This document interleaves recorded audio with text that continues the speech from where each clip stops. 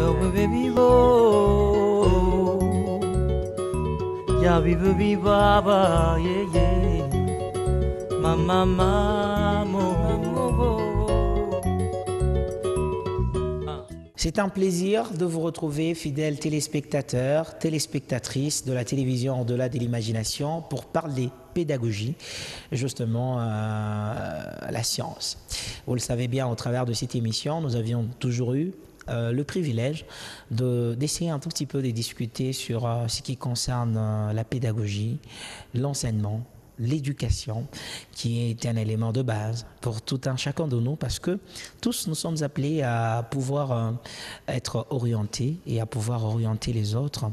C'est quelque chose de très très intéressant. Cela est dit, vous êtes nombreux en nous regardant de par la ville, sur toute l'étendue de la province du Haut-Katanga et pourquoi pas dans tous les quatre coins de la ville de Lubumbashi. Vous êtes écolier, écolière, vous êtes étudiant, étudiante, vous aimez bien regarder Doctrina qui, sans doute, essaye de vous ramener dans ce monde de débat, de discussion, d'échange, des connaissances par rapport à tel ou tel autre sujet, à ce qui concerne la pédagogie. La grande équipe est bien mobilisée pour vous tenir compagnie, comme tous les vendredis, comme tous les jours, lorsqu'il s'agit de Doctrina. Eh ben, installez-vous bien de partout où vous regardez cette émission. Tout de suite, les zooms de l'émission.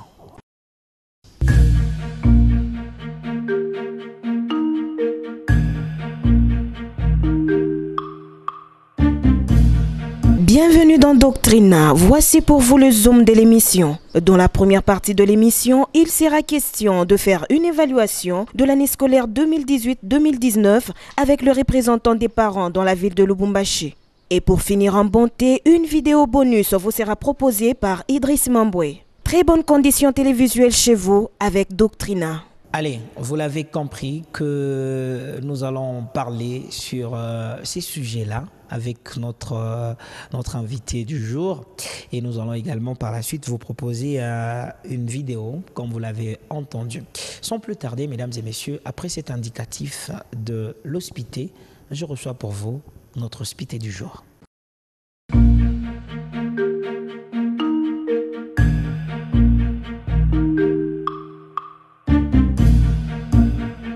Déjà, en plein pied de la rubrique hospité, invité du jour, il s'agit de M. Ban.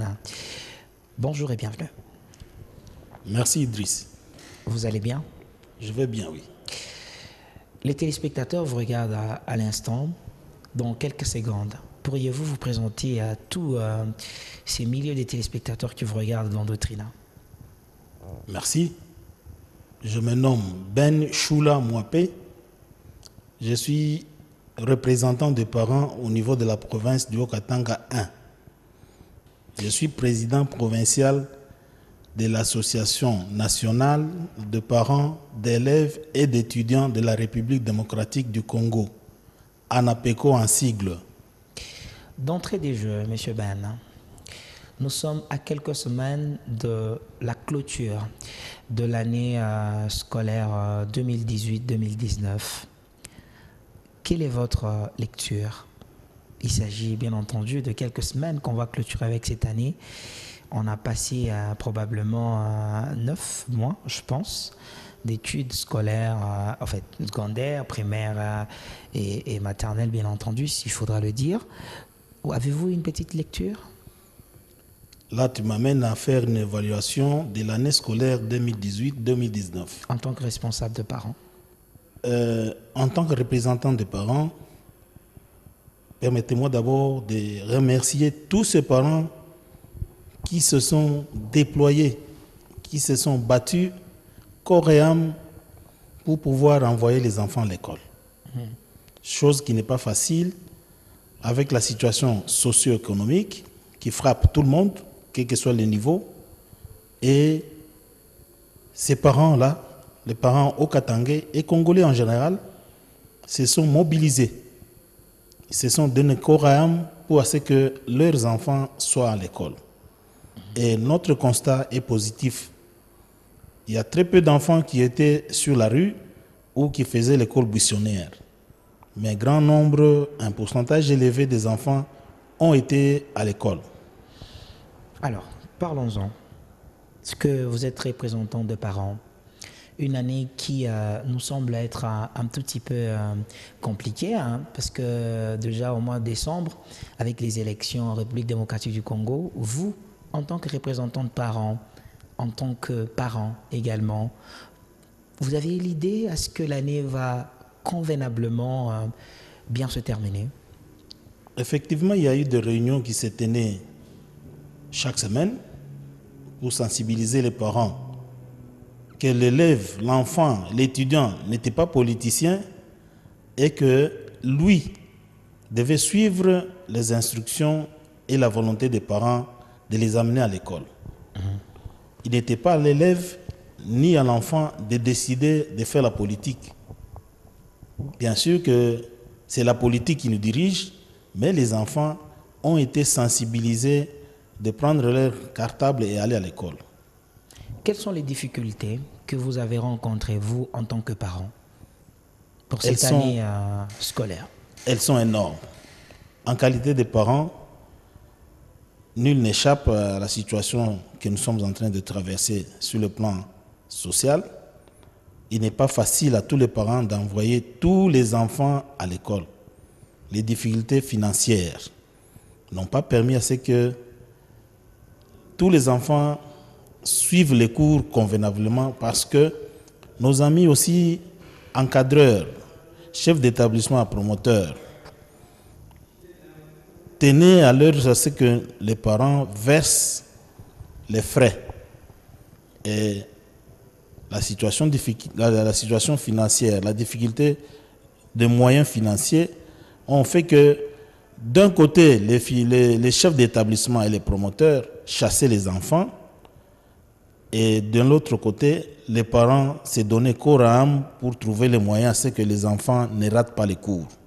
Donc la grande difficulté ce sont les finances. Okay. Les parents, actuellement, nous le savons bien, il y a certaines entreprises qui ferment, il y a ces parents qui sont envoyés en chômage. Ce sont les difficultés qui ont poussé à ce que les parents, quelle que soit la caprice, les manières de certains chefs d'établissement qui ne répondent pas aux instructions de l'organisateur qui est le prophète de l'IPP, à ce que les enfants ne soient pas chassés malgré. Il y a aussi les autorités politico-administratives qui demandent aussi à nos partenaires, chefs d'établissement et promoteurs, de ne pas chasser les enfants. Ce n'est pas une solution. Quand vous chassez les enfants de l'école, l'enfant rate les cours.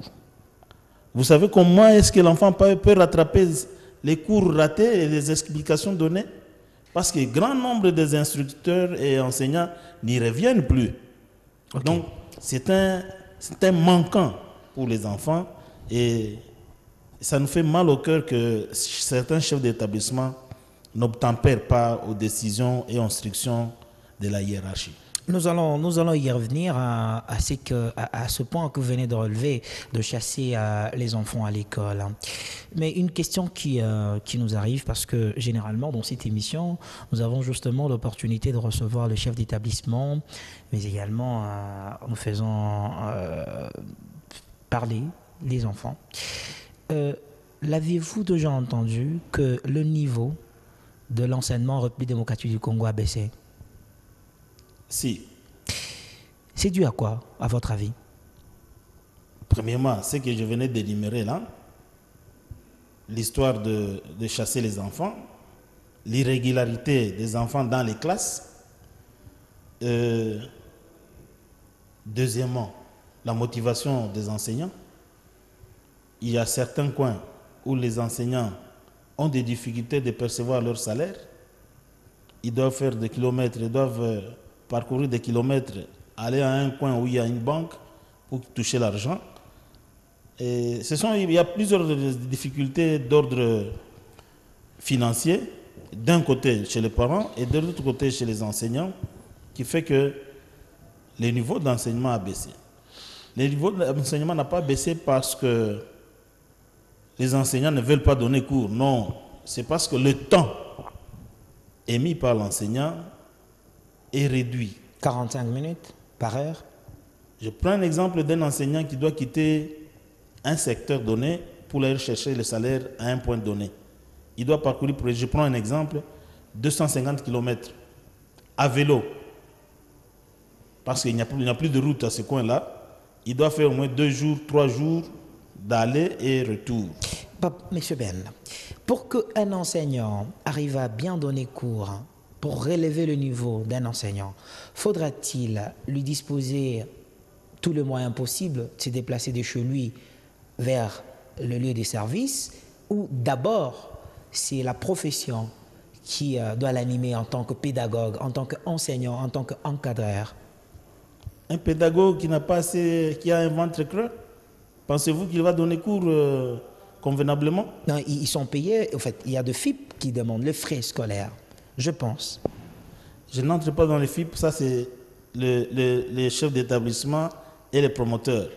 Mais pour nos enseignants qui sont dans le système public, pensez-vous que le salaire qu'ils reçoivent là permet de joindre le bout du mois, les 2 bouts du mois? Je ne pense pas. En tant que représentant des parents, déjà, d'entrée des jeux, vous essayez un tout petit peu d'énumérer les difficultés que rencontre le professeur, ce qui est à la base, entre guillemets, de cette diminution de la bonne qualité d'enseignement en République démocratique du Congo. En tant que représentant des parents, avez-vous de remèdes? Si. De quel? Premièrement, il faudrait que les enseignants, en général, même ceux d'université, soient pris en charge par l'État lui-même qui est employeur. Aujourd'hui, ce sont les parents qui sont employeurs parce qu'ils payent les FIP et les FAP.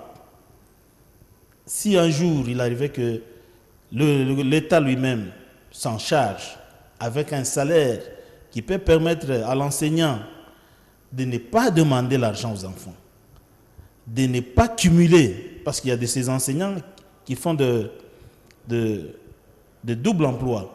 Un enseignant qui donne cours dans 2, 3 établissements scolaires. Parce que